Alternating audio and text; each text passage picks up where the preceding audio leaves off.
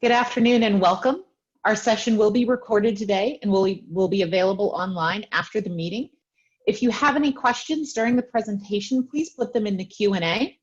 If you want to make any comments, feel free to use the chat window and make sure you're including all panelists and attendees when you put in your questions.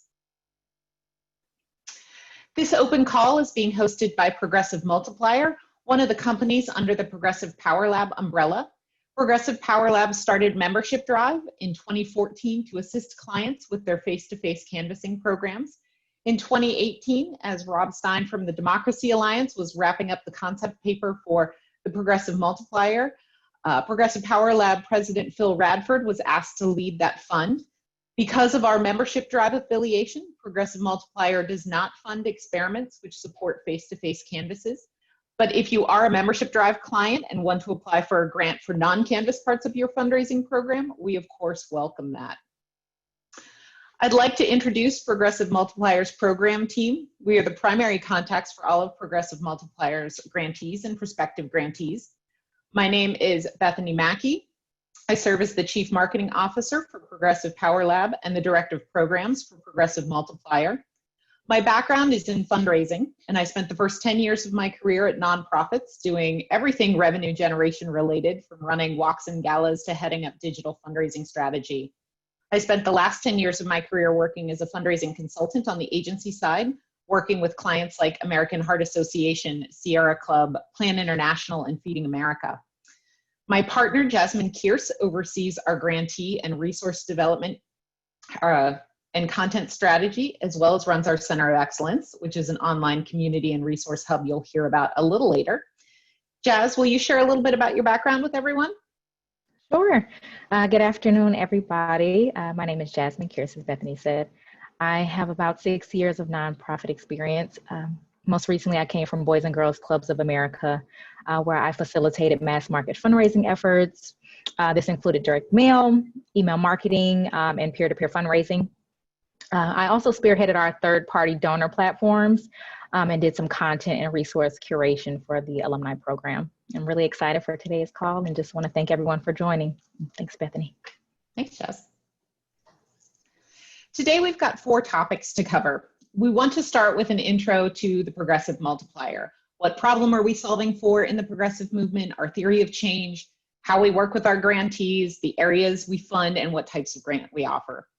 Then we'll talk specifically about our current round of funding through the Progressive Stimulus Project and how you can apply. Throughout the discussion, as I mentioned, please post your questions in the Q&A. We will get to as many of them as possible during our Q&A session at the end, and if we miss any, we will absolutely follow up over email. With that, let us introduce you to the Progressive Multiplier. We exist because the way we're financing the progressive movement isn't meeting the incredible demand for or on the progressive movement. Bottom line, we need more resources in this fight. If the money philanthropy gives were enough to build the capacity the progressive movement needs to win, we would have won already.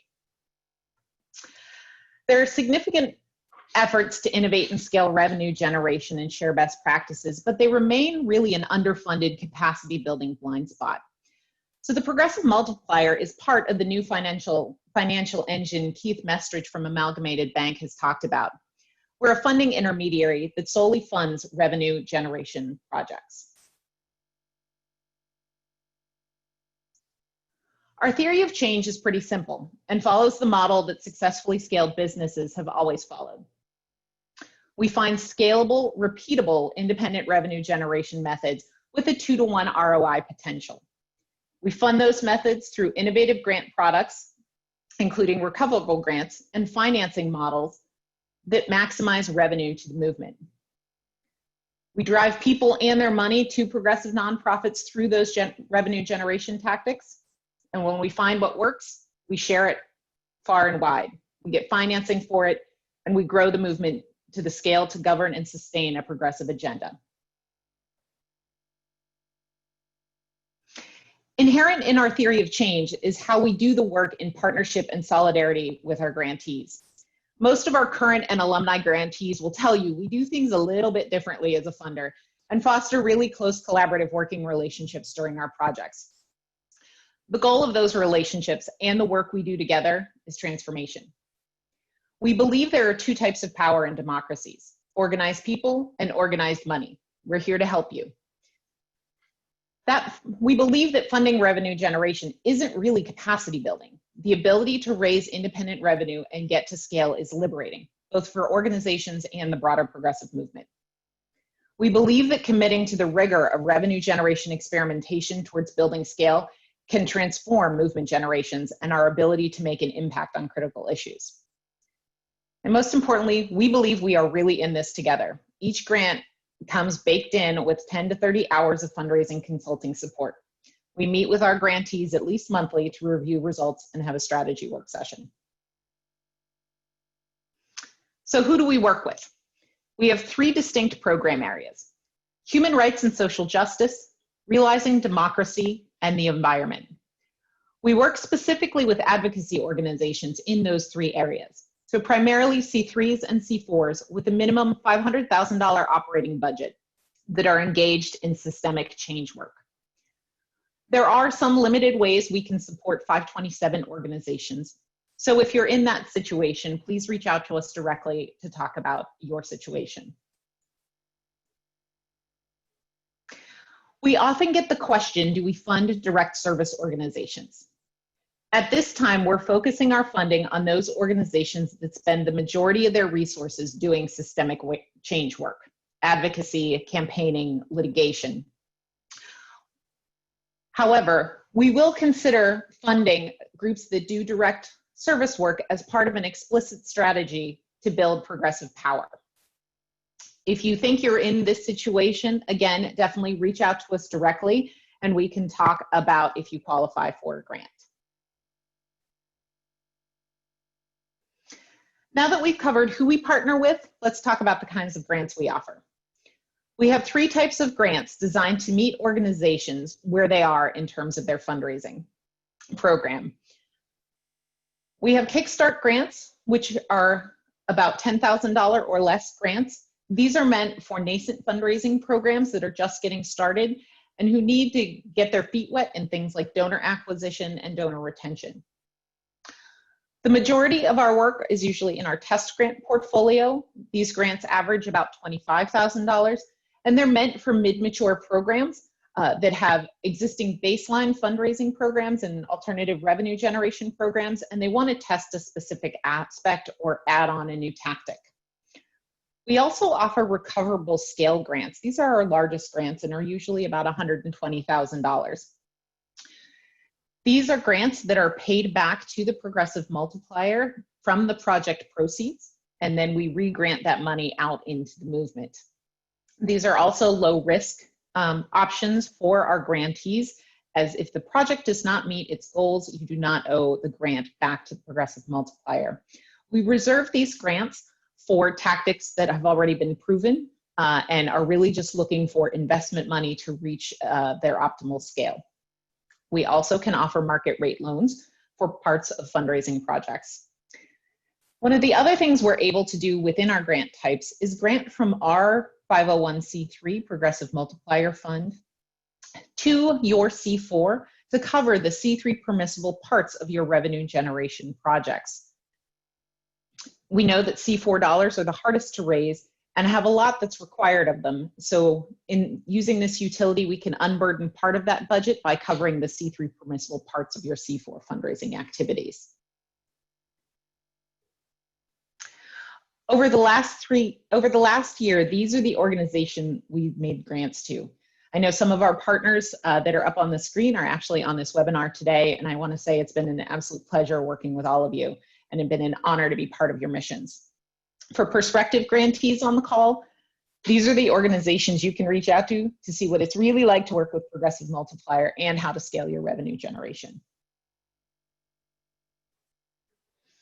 Our new round of funding is being made under the Progressive Stimulus Project, which you may have been reading about in the Chronicle of Philanthropy and Nonprofit Times. In our Chronicle article this past March, which was co-authored between our executive director, Phil Radford, Gara LaMarche from the Democracy Alliance and Sonal Shah from the Beek Center, we detailed what we really see as a triple threat to fundraising brought on by the COVID-19 pandemic and resulting recession. As most of you are painfully aware, we in the progressive sector lean heavily on grants versus independent revenue. And we know that a recession leads to contraction in grant giving over at least 3 years. We also know that during this time, nonprofits limit their investment or actually draw down on their investment in revenue generation during recession years. We have seen staffing cuts to fundraising teams far and wide already, so we're seeing this come to fruition. And the timing of this recession is unfortunate because it aligns with what's going to be the bust part of the boom and bust electoral funding cycle in 2021. So the authors of our article said that one crucial way that philanthropy should support these organizations is to do what Congress does and to adopt a stimulus package. Our stimulus package is not meant as a stopgap. It's really meant as a proactive investment to drive the sea change we need in how progressive nonprofits are financed and generating scalable revenue.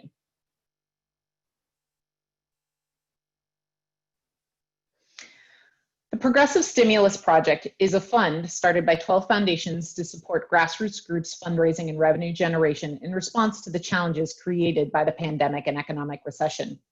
We want to thank our partners, some of whom have been with us from the inception of the Progressive Multiplier and have really stepped up to support the revenue generation need during this critical time.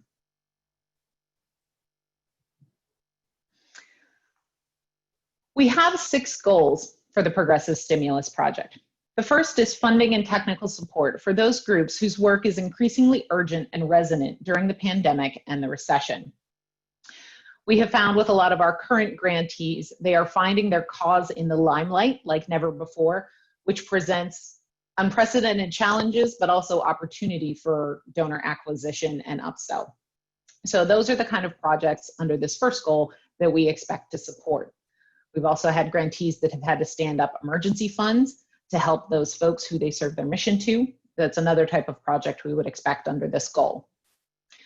Our second goal is optimization of current revenue streams to help organizations with existing revenue generation programs weather the storm. So this is, just like in our personal finance, really looking at a current program and seeing where is the low-hanging fruit, what are the leaks that can be shorn up quickly before the recession really gets its teeth into the economy as we head into Q4. Our third goal for this project is testing and deploying revenue streams based on what is, as we say, shovel ready. Every program that we work with has tactics that they have wanted to try, that they are ready to try, but haven't had funding for. We want to test and deploy those quickly to see if they can fill some of the gaps left by problems created by the recession when it comes to donor income. Our fourth project goal, revolving financing for existing revenue streams at risk of being cut or reduced during budget reforecast. We're seeing a lot of that, especially over the last few weeks as we've headed into this new fiscal year. Tactics that are already producing a solid return have had their budgets cut because of necessary drawbacks as the recession really sinks in. So we want to identify those tactics that are underfunded and do recoverable grants for them, knowing that they are well tested, know that they can produce, and we can put some money behind financing them. Our fifth goal is sharing best practices, lessons learned, and providing trainings and one-on-one support to progressive nonprofits to replicate successful projects. We are in a very rapid learning environment, and with our current grantee class are doing a lot of one-on-one connections as they've launched emergency campaigns, as the ground underneath them from a fundraising perspective has been shifting quickly. So we know that our sharing of best practices and really doing the education around how do you fundraise during this pandemic and during this recession in the progressive sector needs to get out there fast. The other thing that we are trying to do, our final goal, is helping fill the sudden funding gap for C4 organizations, specifically in the Rust Belt and Sun Belt, using our IRS-approved method of funding the C3 permissible parts of C4 fundraising. We know that a lot of donors to C4 organizations, major donors, typically come in midsummer and a lot of our grantees are reporting that they are not seeing that same kind of income. So we want to make sure we unburden those C4 dollars that can be covered by C3 dollars for that C3 permissible fundraising work.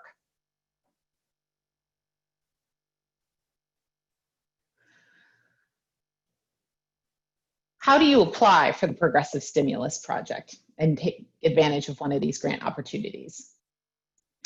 Your process is going to start in our Center of Excellence. Jasmine, can you tell us a little bit about the COE and the process? Absolutely. Hi, everybody again.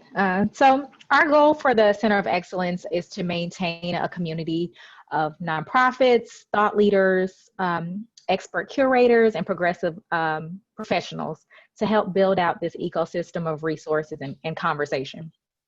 So feel free to ask questions, start chat forums, suggest topics, poke around and tell us what's working and what we can improve. And with our experiments, we publish reports for all of them. We believe transparency is extremely important and really key to help us provide those best practices, the fail forwards and learnings. Essentially, we want the COE to be the place for progressive nonprofits to learn. And so to be a part of the community, we want you all to register at progressivemultiplier.fund/Center of Excellence. Once you've received an email autoresponder saying that you're admitted, go ahead and log in, fill out your profile, look around. As you become more active, you'll earn points that'll help your application bump up on the list during the review process. And our Progressive Stimulus Project application is also there. It lives in the COE. And once you're there, click the More tab, which is circled here on the deck, and apply for the grant.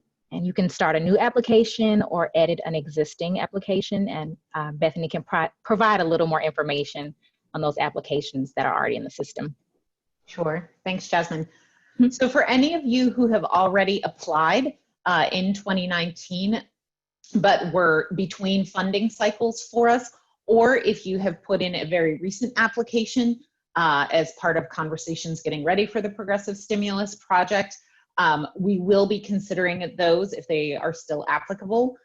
So if you have not talked to us recently and you have a legacy application that you put in 2019, please reach out to us and let us know if you would like it to be considered.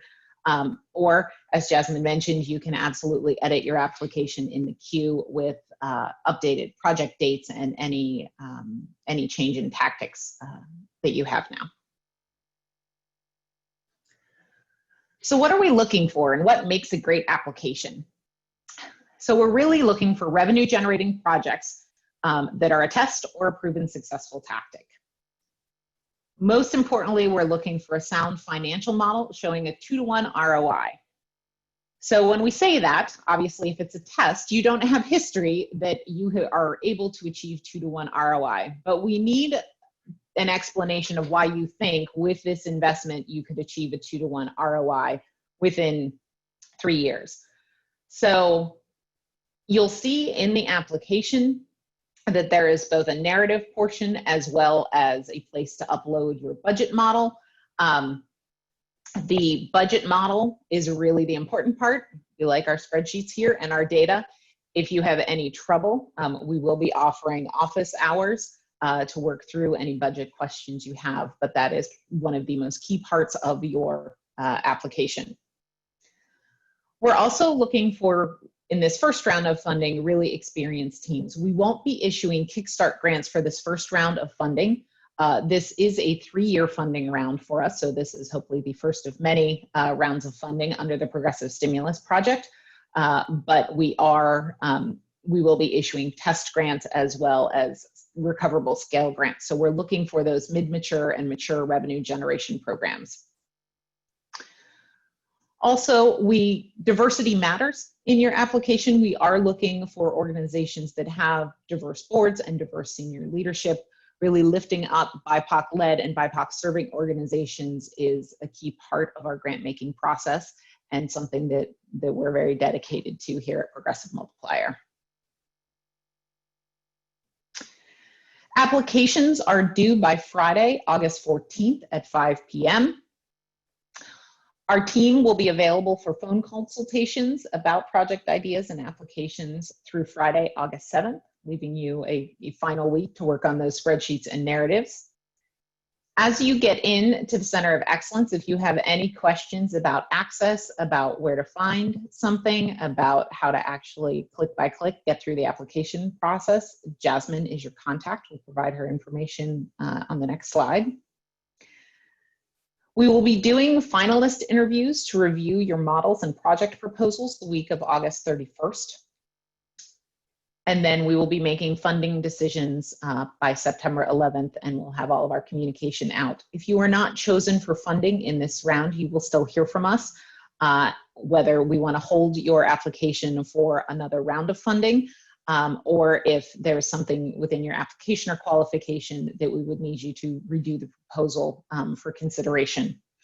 I also want to flag for any of the environmental justice groups on the phone. In later September, we will be launching our Environmental Justice Fund.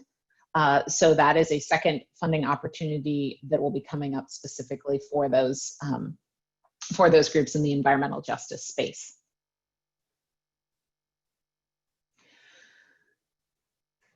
So in terms of other information available, we've listed here all of our web pages that we think would be great to look over before you dive into the process. All of the grant criteria for the Progressive Multiplier can be found on our page. We also have a really extensive frequently asked questions page as well. If you have a question and you do not find it on either the criteria or the FAQ page, please reach out and let us know. We are happy to take questions. We've also published a PDF of all of our completed revenue generation projects from our inaugural grantee class. That is a great place to look for learnings that have already been established that you can build off of in your program. Details of the Progressive Stimulus Project are also on our website. There's a dedicated webpage for that. We've also included here, and we'll be putting on the Progressive Stimulus Project page, the Calendly link so that you can schedule a project consultation with our team. Jasmine and I can both be reached through our 844 number. Like every other nonprofit in the country, we are fully remote now. So that is our general number, and you will be able to choose who you want to talk to, and that will then go to our cell phones. And you have our email addresses there. I see that we have got probably about 6 questions coming through here. So let me go ahead and answer those. Definitely keep those questions coming. We will get through as many of them as we can and go from there. So Sarah Lang has asked about the $500,000 operating budget. So that is sort of our first pass at looking at programs that have a large enough revenue generation program for test and scale grants. If you have an under $500,000 budget, please let us know. We will consider those on a case-by-case basis. So if you are a prospective grantee that has a budget under that, please shoot me an email. I'm happy to set up time to talk, and we can make those decisions one-on-one, or if there is an upcoming round of funding that would match the needs of your program better. Kevin has asked if we can clarify if grants are 1 year or extended across the 3-year cycle. Great question, Kevin. So right now, the grants that we will be offering are going to be 1 year. That is just for this specific round. We are looking to do multi-year funding as we raise more of the money for the Progressive Stimulus Project, because we do want it to be a multiple year initiative. So that is, for right now, we are at 1 year, but that will hopefully change in the future. All right, a question from Rachel. Let me just read real quickly here. So Rachel said, I am the Director of Development for a national network of nonprofits working to establish paid leave policies. Can I apply for a project that will generate revenue for both national and the opportunity to train and replicate the revenue generation throughout the network? Absolutely. That is something that we already fund through some of our grants to places like Faith in Action, where they have done testing at the national level, and they are boxing up those learnings for their network organizations. Center for Popular Democracy also doing the same, so that is absolutely welcome. Next question. Can you talk a little bit more about how participating in the COE affects your eligibility, priority for grant award consideration? I'm wondering what kind of time commitment you're looking for there, as we are limited on staff capacity and need to consider our own investment of time and effort. Another great question. So yes, we basically have gamified the Center of Excellence. So you get points for doing things like posting your Facebook page and your Twitter handle, or how much money you raise in a year. So filling out the basic profile of your organization. So there are some very quick points to be earned with a 5-minute session on the COE. There are also more time-intensive things that can be done in terms of really becoming a thought leader. Answering a question, posting a question, none of it is meant to be very time intensive, but it's one of those things that we wanted to really build out the community and the peer learning. So that was one of the sort of thank you that we can offer the folks who are really contributing to raising the profile of independent revenue generation in the progressive sector, is offering to put those with the highest points at the top of the review pile. Number of points does not affect whether or not you will be awarded a grant. It just affects where in the queue we will review your grant application. Question from Tyler, following up on Kevin's question about the grant term. If the grants are for a 1-year period, will the grantees be eligible to apply for renewal for the following 2 years of the stimulus project? Thanks, Tyler. We do allow our grantees to apply for another grant after their grant term is up. As I mentioned, we are still at the beginning of securing the 3 years worth of funding for the Progressive Stimulus Project. So we will decide on can we renew certain projects based on how that fundraising comes in. But regardless, once your grant period is up, if you have finished the grant, and gotten great results, and we would definitely encourage further applications to the Progressive Multiplier for funding.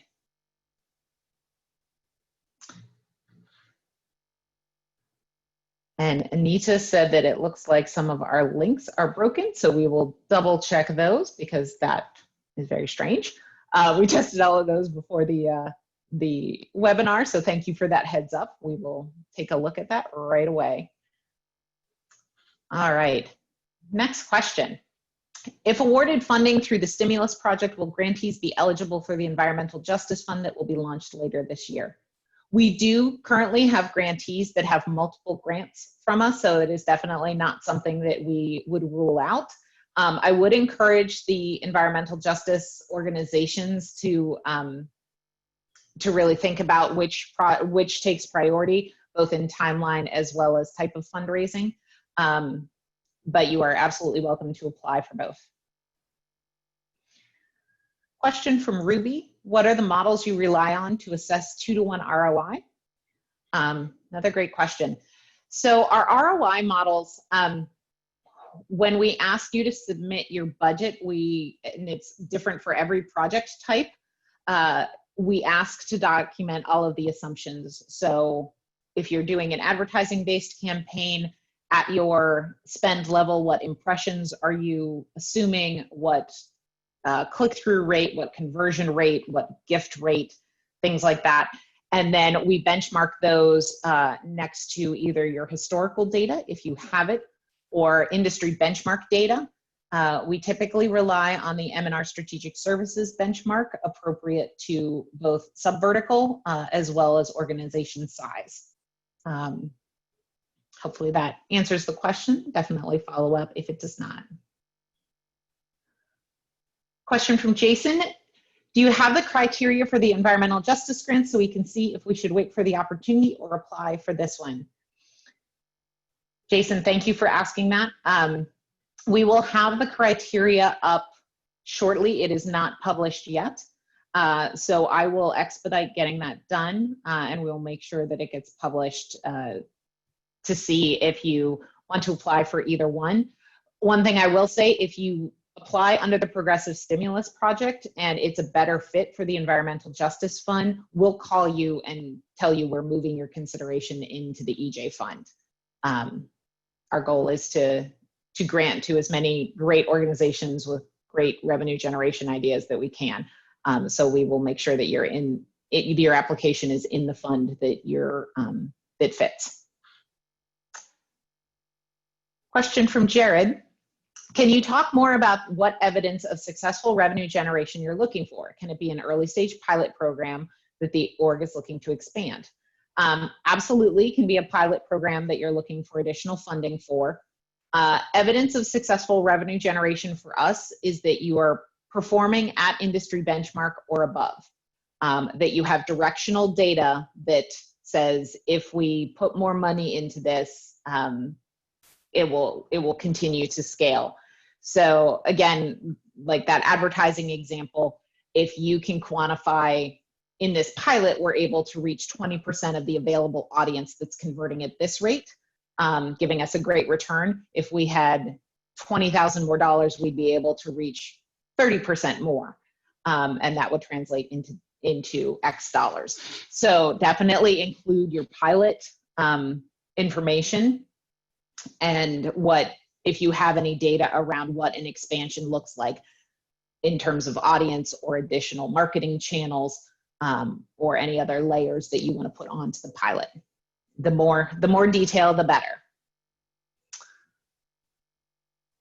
All right, question from Jeff at Next City. Hi, Jeff. Do you prefer that proposed projects be innovative, or can it be a tried and true fundraising outreach strategy like direct mail or phone calls that we currently can't afford? It does not have to be bleeding edge. What we are trying to establish, though, are learnings that aren't already out there. So if we have currently funded direct mail in the past, but it was a combination of for an environmental organization, did adding Facebook advertising onto direct mail increase revenue in either channel? And that was a learning that wasn't out there for that particular size or type of nonprofit. So it doesn't have to be bleeding edge, but definitely put the nuance on it. Like we know telemarketing works, what the basic models that make telemarketing work. So that wouldn't be a learning we're trying to establish. Next question. Can a grant be used to fully support a new staff position in the development department? We would like to hire a major donor fundraiser to cultivate a handful of existing and hopefully many new major donors. That is a great question, and something that before we post this deck, I will make sure that we add in. Our grants cannot be used to fully support staff positions. Portions of the grant can be used to support hours of existing staff, hire a consultant. We like to keep that spend really under 20% of the grant, because again, what we're looking for are replicable tactics. We know hiring a major donor officer will help your major donor program. There's no doubt in that. We know that hiring a consultant will give you extra bandwidth, but we really want at least 80% of the grant going to establish a learning that somebody else can pick up and run with that isn't already out there. Are community foundations eligible to apply for the Progressive Stimulus Project? That was asked by an anonymous attendee. If you could reach out directly, please email me and we can discuss your use case. We've certainly had umbrella organizations reach out and do cooperative fundraising models with us, things like that. So definitely give me either a call or an email and we can discuss what you're thinking. Next question. Can you explain more about what you mean when you say diversity in leadership and board? And has this always been a priority for you? And does your organization meet those diversity standards as well? Really wonderful question. In terms of the Progressive Multiplier and Progressive Power Lab, Yes, we definitely meet those diversity standards, and that has been a priority for the organization since its inception. We actually, when we hire a new position, will not start the interview process until we have a diverse enough pool of candidates to really justify have we brought all of the qualified candidates to the table for consideration. So, and also you can see our staff on our team page on our the Progressive Multiplier website. For those of you who are current grantees, it is a new site, so lots of new information up there. Encourage you to check it out. But you will see on our team page both our paid staff as well as our board. In terms of what we're looking for in diversity and leadership of the boards and senior leadership teams that we grant to, like all other organizations, nonprofits, and funders, have really taken this moment to look at unintentional bias in our own practices of grant making. So this is something that we wanted to explicitly call out. It is something that has always been part of our review process. I think we are highlighting the intentionality of it. And it is something that we will bring up in our interviews, that if there is a disconnect between the voices that should be at the table and the work that you're doing, we want to talk about it openly and honestly. So hopefully that answers the question. If it doesn't, again, please reach out directly. Happy to go deeper into that.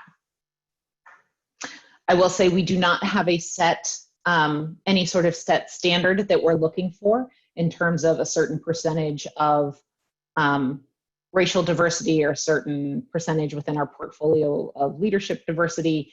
And we are really looking for great fundraising ideas and things that will benefit the full movement. And we want to do that evaluation with a real lens of diversity as well. Question from Jocelyn. Many of the best practices that come out of the mainstream and traditional fundraising canon inherently uphold the institutions and legal tax policies of philanthropy, which is predicated on historic and ongoing extraction and exploitation of land and oppressed people. Do you have a reparations framework? To what extent are you applying a just transition values filter to the experimental practices you're supporting? Wonderful question, Jocelyn. We do not have a specific reparations framework. In terms of the experimental practices we're supporting, we are really intentional in terms of evaluating who we are asking for money from as part of our experiments. So whether it is a membership organization going out to their members, we really try to view donation as an advocacy action, as a cathartic action and an engagement opportunity. So we want to make sure that we put those opportunities out there universally, and that we are incredibly thoughtful about who we're targeting as prospective donors. We are, especially when we work with media platforms, we work really closely with our grantees to make sure their audience targeting is being done in a very, very ethical and equitable way. Again, happy to dig into that deeper if you'd like to reach out directly. Have a request to send the links on the last slide.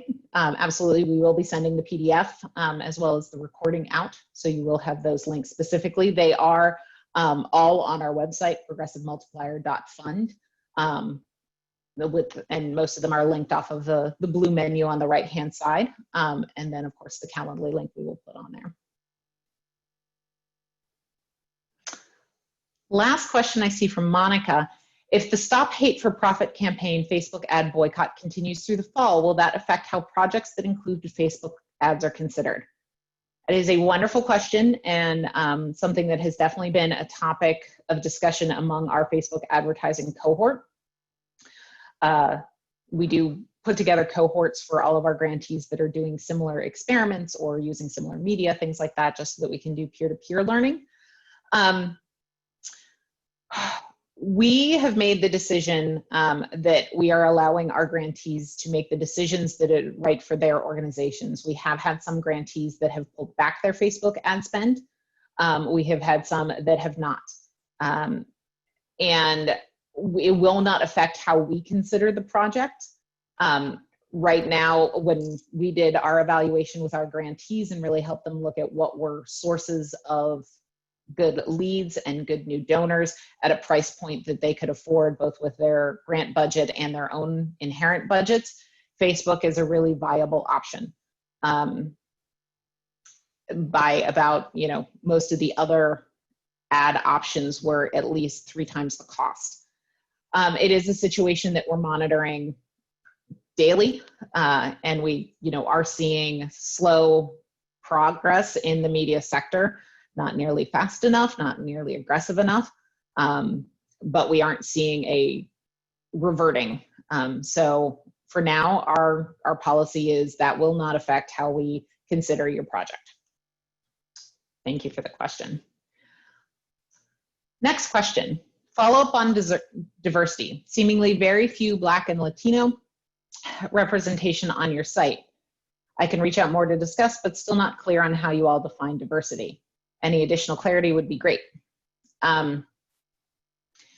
So as I mentioned, in terms of our own staff at Progressive Multiplier, we do have Black, Latino, Asian, and white staff, and our staff of 5. And our board, as I mentioned, we do have a lot of diversity. And when we define diversity, we are talking racial, gender, sexual orientation. So we are really, like all other groups, we are trying to define how we do this the right way. So if that is something that our grantees and our prospective grantees are looking for, are very specific definitions around our view of diversity, that is certainly something that we can put pen to paper and put on our website of what we're looking for. So again, would welcome that conversation and that feedback if we are not defining diversity and modeling it well. Question from Lucas. Hey, Lucas. Are there programs that are working for existing grantees that PMF would be interested in finding other grantees willing to try out the same idea to see if it's replicable? Great question. I mentioned that we have all of our completed revenue generation projects, case studies up on the site. We are absolutely interested in building on those to see, can you replicate and extend? That extension is a key part. If we've already established a learning, we want to take it farther faster. So that absolutely is something that we are very interested in. Or from a replication standpoint, if you are in a very different sector than the case study, for example, if it's in environment and you are sitting in the nonprofit media sector, that's definitely something we'd want to talk about and look at. Another question from Kevin. Did I understand you to say that you'd like to see 80% of grant expenses for direct costs versus staff and consultants? Kevin, yes, that is what I said. Again, we do that because we want replicable tactics, and hiring a new staff person is not really a tactic. It's hiring a consultant, not really a tactic. So we really want to see the majority of those funds going to tactics that we need to test versus staff. All right. Question from Jesse. We're a membership organization and our members pay annual dues, which are small but important part of our overall revenue. Is membership recruitment an acceptable project? Our organizing team would love to take this grant from the development team. Yes, membership recruitment, if you have dues paying members and they are a revenue stream, 100% an applicable project. Great question. Would also encourage, for those of you who have membership organizations, if you have any multiple structures, C3s and affiliated C4s, where somebody becomes a member of one and you want potentially donor relationship with the other, all of those kind of or all of those kind of ideas are on the table for us.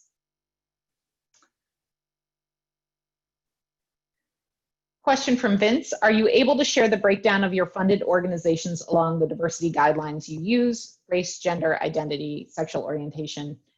Vince, we can definitely provide a breakdown of our funded organizations in terms of the work that they do. So happy to provide that.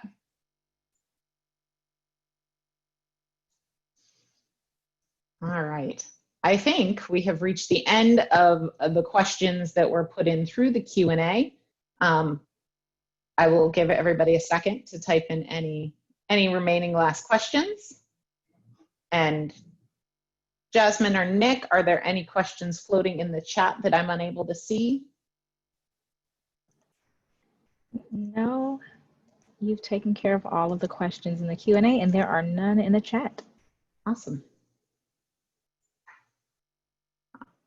All right, one last question. When is the recording going to be posted? Sarah, as soon as we can figure out the Zoom webinar download from the cloud, we will get it up there. We are hoping for by end of business tomorrow, just in case we have any tech issues.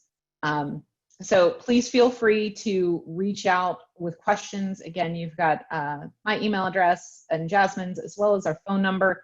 We would absolutely welcome conversation about any questions that we didn't answer as completely as you'd like, or any new questions as you start considering your projects. I encourage you to set up that project consultation time. We are excited to talk about revenue generation ideas and how we can help. So good luck on your applications. We are here as a resource and really look forward to getting to know you through this process. Thanks, everybody. Have a great afternoon.